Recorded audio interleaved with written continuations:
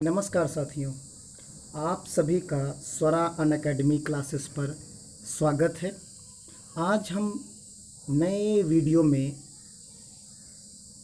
C TET से संबंधित pedagogy, जो मैथ से संबंधित पेडागोजी है, उस पर चर्चा करेंगे। ये जो क्वेश्चंस हमने आज जो सेलेक्ट किए हैं, ये ब्रह्मास्त्र का काम करेंगे।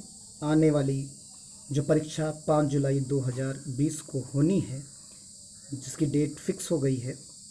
अब इसमें जैसे पहला सवाल दिख रहा है कि इन दो संख्याओं को गुणा करने पर 24 गुणनफल प्राप्त होगा।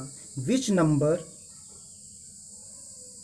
To numbers when multiplied give the product 24। यानी ऐसे दो गुणनखंड बताने हैं कि उनका आंसर्स 24 होना चाहिए। अब इसको देखते हैं पेडागोजी के टर्म्स में। तो यहाँ देखिए, अधिसंज्ञानात्मक रूप से चिंतन करने में बच्चे की सहायता करता है। एक ये सवाल हो गया। एक जैसे चौथा ऑप्शन पढ़ के देखते हैं, बच्चे को सामान्य समस्या समाधान रणनीतियों को सुझाता है ताकि वह सही उत्तर दे सके। देखिए, यहाँ पर जो संदर्भ है गुणनफल का कि 24 उसका मल्टीप्लिकेशन मिलना चाहिए, इसके टर्म्स में हम देख सकते हैं कि ये दो ऑप्शंस का कोई मतलब नहीं बनता यहाँ पर, क्योंकि जो 24 हमारे पास है, इस 24 को जब हम मल्टीप्लाई करते हैं, कोई भी, जैसे हम ले लें, मान लीजिए कि 3 मल्टीप्लाइड बाई 8 ले लेते हैं, तब भी हमको 24 ही मिलेगा। ऐसे बहुत सारे फैक्टर्स हो सकते हैं। 6 मल्टीप्लाइड बाई 4 हो सकता है, ठीक। 12 मल्टीप्लाइड बाई 2 हो सकता है। इस तरीके से जैसे 48, और जैसे ये तो नंबर्स पूर्णांक हो गए हमारे, ऐसे हम 48 मल्टीप्लाइड बाई 1/2 भी कर सकते हैं। यानी ये भी तो दो फैक्टर्स ही होंगे, कोई ना कोई। तो ये यहाँ पर हमको ऐसा ऑप्शंस मिल रहे हैं कि जिसका एक फिक्स आंसर नहीं है। यानी जब हमें कोई फिक्स आंसर उसका ना मिले, तो वो जो आता है वो ओपन एंडेड क्वेश्चंस कहलाते हैं। और जिनका एक फिक्स नंबर हमें मिल जाए, फिक्स आंसर मिल जाए, वो हमारे क्लोज एंडेड क्वेश्चंस कहलाते हैं। जैसे बंद अंतः वाला प्रश्न कहलाता है। अन्यथा उसको जिसका एक फिक्स उत्तर ना मिले, उसे हम मुक्त अंत वाला प्रश्न। जैसे एक एग्जाम्पल है, अगर हम कहें कि भारत के राष्ट्रपति का नाम बताएं, तो आप सभी लोग क्या बताएंगे? आप यही कहेंगे कि महामहिम जो है रामनाथ कोविंद जी हैं हमारे। आप ये तो एग्जैक्टली नाम बताएंगे और इसमें कोई डिफरेंस नहीं बताएंगे। लेकिन अगर इसी की जगह पर हम कह दें कि भारत के अभी तक हुए सारे में से कोई 2 राष्ट्रपति के नाम बताइए, तो उसमें कोई राजेंद्र प्रसाद जी का नाम ले सकता है, कोई अब्दुल कलाम जी का नाम ले सकता है। इस तरीके से कोई भी 2, जितने भी हुए हैं उनमें से कोई 2 नाम ले सकता है। तो इस तरीके का जो नाम हुआ, जो क्वेश्चन हुआ, वो मुक्त अंत वाला हो जाता है। और यहाँ पर जो एग्जैक्ट आंसर जिसका है, यानी वही हो सकता है, यानी सारे बच्चे एक ही आंसर दें, वो हमारा बंद अंत वाला प्रश्न होता है। तो यानी यहाँ पर क्या है, इसके हम कई सारे फैक्टर्स हो सकते हैं, इसलिए जो आंसर इसका बनेगा वो मुक्त अंत वाला बनेगा। यानी जो हमारा ऑप्शन जो होगा वो सेकंड ऑप्शन होगा। इस तरीके से ये पहला सवाल हम देख सकते हैं कि यहाँ पर पहले सवाल को हम लगा सकते हैं। यानी इसका आंसर क्या होगा? मुक्त अंत वाला प्रश्न होगा। अब चलते हैं अगले प्रश्न की तरफ। अगले प्रश्न में हम देखेंगे कि यहाँ पर क्या आएगा। उच्च क्रमणीय चिंतन कौशल हार्ट्स पर आधारित हमारा जो प्रश्न है वो आ रहा है। इसका प्रश्न, अब यहाँ पर प्रश्न पढ़ लीजिए। कुछ सीमा तक संज्ञानात्मक प्रयास और ज्ञान, तथ्य नियमों सूत्रों के ज्ञान, उसके बाद है एल्गोरिथम के ज्ञान, संकेतों के ज्ञान। इस तरीके से इसके ऑप्शंस दिए गए हैं यहाँ पर, और हम देख सकते हैं कि इसमें से 4 ऑप्शंस हैं। तो अब देखिए नीचे, तथ्य नियमों के सूत्रों के ज्ञान, एल्गोरिथमिक के ज्ञान, संकेतों और चित्रों के ज्ञान, ये सारे हैं। इसमें लगभग आपको जो लगेगा, जो नीचे के 3 ऑप्शंस हैं, आप एलिमिनेशन मेथड इस्तेमाल करिए। ऐसे सवालों में जो लगाने का जो तरीका है वो एलिमिनेशन मेथड है, यानी हम ऑप्शंस को हटाते हैं वन बाय वन करके, जिससे कुछ सेलेक्टेड ऑप्शंस बचे, उस पर हम आसानी से मंथन कर सकें, चिंतन कर सकें। तो देखिए यहाँ पर जो आता है वो लास्ट के जो 3 हैं वो लगभग एक जैसे हैं, यानी उसमें कोई भी हमारी ज्ञान की चीज़ें नहीं आ रही हैं। यानी कहा कि नॉलेज है, तो knowledge and some degree of cognitive efforts के बारे में। अब नॉलेज क्या है? नॉलेज पर्टिकुलर तथ्यों का हो सकता है, नहीं, यानी यहाँ पर्टिकुलर एक चीज़ की बता रही, एल्गोरिथम का ज्ञान बता रहे हैं, संकेतों का, यानी यहाँ पर्टिकुलर एक एक चीज़ का ज्ञान के बारे में बात कर रहे हैं। यहाँ जो आ रहा वो संपूर्ण, यानी कुछ सीमा तक के लिए आ रहा है। तो यहाँ जो उच्च क्रमणीय चिंतन कौशल की बात होगी वो फर्स्ट ऑप्शन के लिए ही होगी हमारी। तो यहाँ पर जो हमारा ऑप्शन आएगा वो ऑप्शन कहलाएगा फर्स्ट वाला जो है सही होगा, बाकी ये तीनों ऑप्शंस गलत हो जाते हैं। तो इस तरीके से ये दूसरा क्वेश्चन हो गया, हमारा हल हो गया। अब आते हैं थर्ड क्वेश्चन पे। थर्ड क्वेश्चन में आप देखिए, थर्ड क्वेश्चन में हमारे पास जो आएगा उसको हम पढ़ सकते हैं आसानी से। यहाँ पर जो आएगा वहाँ पर है, एक वर्ग किस प्रकार का समांतर चतुर्भुज स्पष्ट करता है? कीजिए। विद्यार्थी को उपयुक्त प्रश्न का उत्तर लिखने के लिए कहा गया। शिक्षक का उद्देश्य है, तो यहाँ शिक्षक का उद्देश्य क्या हो सकता है? आप समझ सकते हैं कि शिक्षक का उद्देश्य जो समझना है हमें, उसके बारे में पहला ऑप्शन दिया गया है, विद्यार्थियों को मुक्त अंत वाले प्रश्नों से परिचित कराना, विद्यार्थियों के लेखन कौशल को सुधारना। तीसरा है विद्यार्थी को चिंतन और मनन का अवसर देना, कक्षा को अधिक अंतःक्रियात्मक सहभागी बनाना। अब यहाँ पर सारे ऑप्शन दिए गए हैं, तो यहाँ पर हम देख सकते हैं कि जो ये है ज्योमेट्री से संबंधित है, यानी एक वर्ग किस प्रकार एक समांतर चतुर्भुज है, यहाँ पर हमें स्पष्ट करना है। तो इस चीज़ को हम देख सकते हैं कि मुक्त अंत वाले से तो हमें कोई लेना देना नहीं यहाँ पर, क्योंकि हम पर्टिकुलर एक चीज़ के बारे में बता रहे हैं। तो पहला ऑप्शन से तो मतलब नहीं रहा। केवल लेखन कौशल, तो लेखन कौशल तो सबसे पहले आप हटा सकते हैं यहाँ से। जो लेखन कौशल है आप उसको पूरा का पूरा लेखन कौशल को आप यहाँ आसानी से हटा सकते हैं कि लेखन कौशल यहाँ से हट गया।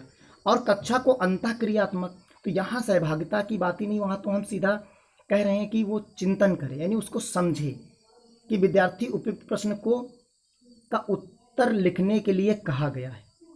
तो यहाँ पर जो आएगा विद्यार्थियों को कि कैसा वो सोच सकता है, तो इस जगह पर विद्यार्थी को चिंतन और मनन का अवसर हम दे रहे हैं एग्जैक्टली। तो यानी यहाँ पर अंतःक्रियात्मक से कोई मतलब नहीं रहा, मुक्त वाले से नहीं रहा। तो थर्ड जो हमारा जो ऑप्शन है उस ऑप्शन को हम यहाँ पर सही पाए, यानी जो हमारा ऑप्शन होगा वो विद्यार्थियों को चिंतन और मनन का अवसर प्रदान करता है। इस तरीके से थर्ड सवाल हो गया। अब आते हैं फोर्थ वाले पे।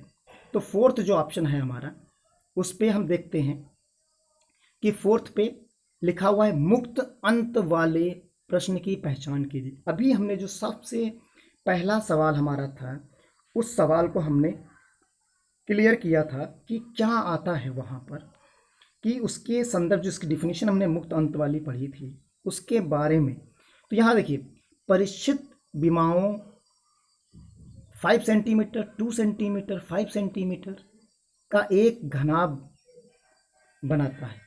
एक घन को बनाने के लिए ऐसे कितने घनाभों की आवश्यकता होगी? तो यहाँ एक पर्टिकुलर इन्होंने दे दिया, देखिए यहाँ जो दिया वो पर्टिकुलर नंबर दे दिए। अब यानी इससे डिफर नहीं बन सकता, तो एकदम फिक्स हो गया।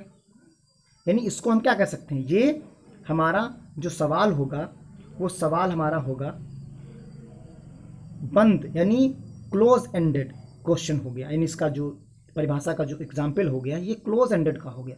सेकंड वाले पे आते हैं, अभाज्य गुणनखंड पद्धति का प्रयोग करते हुए 512 का घनमूल ज्ञात कीजिए। यानी घनमूल भी हम इसका चेंज नहीं कर सकते, यानी इसका जो घनमूल होगा वो वही होगा, यानी इसमें कोई चेंजेस नहीं हो सकते। 10 के घन को ज्ञात कीजिए, यानी 10 का घन भी जो है वो फिक्स होगा, यानी उसमें भी कोई चेंजेस नहीं हो सकते। यानी तो जो हमारे पास आंसर बचता है वो आंसर बचता है कोई 5 संख्याएं लिखिए जिनका घन 64 से है। तो यानी यहाँ पर हम देख सकते हैं कि यहाँ जो हमारे पास आ रहा है कि write any 5 number whose cube is more than 64 यानी 64 से ज़्यादा अधिक हो। कोई 5 संख्याएं लिखिए जिनका घन 64 से अधिक हो। तो यहाँ तो कोई भी हो सकती हैं। हम इसे 1 का स्क्वायर लिख दें, ठीक, 6 का स्क्वायर लिख दें और एक ऐसा नंबर ले लें इनका एडिशन जो है 64 से चला जाए, ज़्यादा चला जाए। देखिए जैसे यहाँ पर हम एक उदाहरण ले लेते हैं, हमको 60 जो है घन 64 से ज़्यादा जाना है, तो कोई भी हम नंबर्स ले सकते हैं, उनका आसानी से हम देख सकते हैं। तो यानी ये कोई भी हर एक बच्चा इसका अलग आंसर दे सकता है। तो इसलिए ये आंसर इसका होगा 4th। कोई 5 संख्याएं लिखिए जिनका घन 64 से अधिक हो। एक ये चीज़ हो गई। अब आते हैं यहाँ तो देखिए नंबर्स ही लिखें और आसान हो जाता है। कभी कभी भाषा पढ़ना थोड़ा सा कठिन हो जाता है, लेकिन यहाँ तो नंबर्स का खेल है, या नंबर्स को सीधा सीधा हम समझ सकते हैं आसानी से।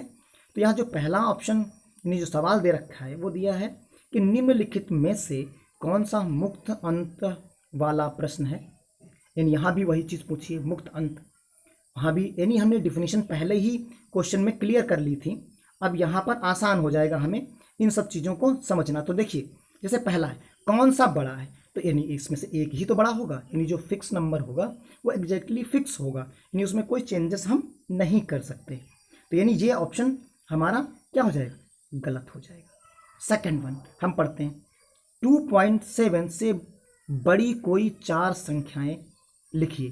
तो ये कोई भी बड़ी हो सकती हैं, 2.8 हो सकती है, 2.9 हो सकती है, 3 हो सकती है, कोई भी, और 4, 5, 6 यानी बहुत सारी संख्याएं हो सकती हैं। तो ये हमारा क्या हो गया, यही मिल गया हमको ऑप्शन कि जो हमारा मुक्त है अंत वाला प्रश्न वो क्या हो गया। यानी यहाँ हम बहुत सारे आंसर्स दे सकते हैं, यानी हर एक बच्चा अलग अलग आंसर्स दे सकता है। इसलिए यहाँ पर क्या हो गया, यानी 4th जो सेकंड ऑप्शन है वो हमारा सही हो जा रहा है।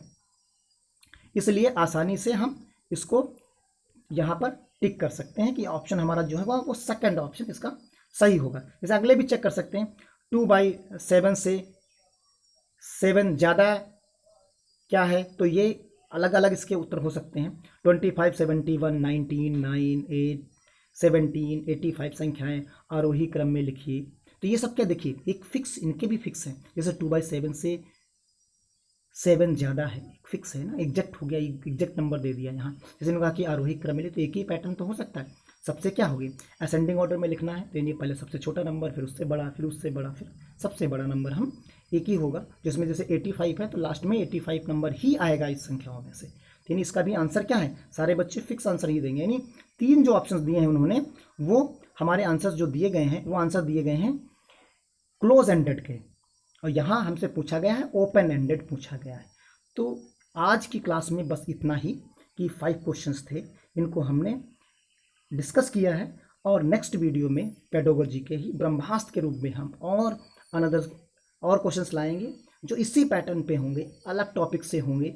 और मैं चाहता हूं कि मेरे चैनल को सब्सक्राइब करिए, ज़्यादा से ज़्यादा लोगों तक शेयर करिए, और इसी तरीके के वीडियो का जो है लाभ उठाइए और अपने दोस्तों को लाभ पहुंचाइए।